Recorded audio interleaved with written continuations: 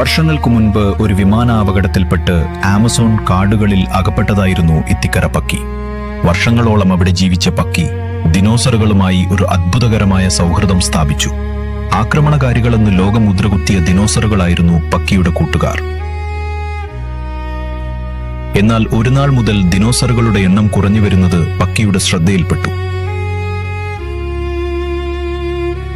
ഇതിനെക്കുറിച്ച് അന്വേഷിച്ചിറങ്ങിയ പക്കി ഒരു ഗുഹയ്ക്കുള്ളിൽ ദിനോസറുകളുടെ അസ്ഥികൂടങ്ങൾക്കിടയിൽ നിന്നും ഒരു രഹസ്യ ലബോറട്ടറിയുടെ മാപ്പ് കണ്ടെത്തി.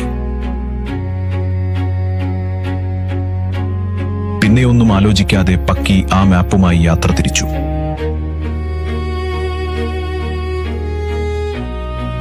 പുറകളും കാടുകളും താണ്ടി ഒടുവിൽ ആ ലാബിന് മുന്നിലെത്തി.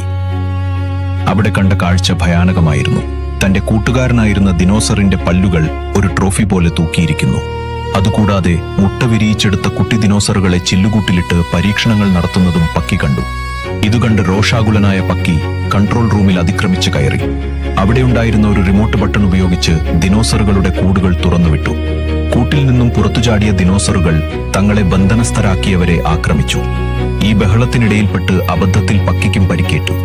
എങ്കിലും സാഹസികമായി പക്കി അവിടെ നിന്നും ഓടി രക്ഷപ്പെട്ടു. ലാബിൽ നിന്നും കിട്ടിയ ഒരു ഫോണിൽ നിന്ന് വർഷങ്ങൾക്ക് മുൻപ് തനിക്ക് നഷ്ടപ്പെട്ട കുടുംബത്തെ പക്കി വിളിച്ചു. താൻ ജീവിച്ചിരിപ്പുണ്ടെന്നും ആമസോൺ കാട്ടിൽ വിമാനാപകടത്തിൽ നിന്നും രക്ഷപ്പെട്ടതാണെന്നും അറിയിച്ചു. ദിവസങ്ങൾക്കു ശേഷം ഒരു ഹെലികോപ്റ്റർ ആകാശത്ത് വട്ടമിട്ട് പറന്നു. എന്നാൽ അത് പക്കിയെ രക്ഷിക്കാൻ വന്നതായിരുന്നില്ല. ബാക്കി കഥ വരും ദിവസങ്ങളിൽ അപ്ലോഡ് ചെയ്യുന്നതാണ്. ചാനൽ സബ്സ്ക്രൈബ് ചെയ്യാൻ മറക്കല്ലേ.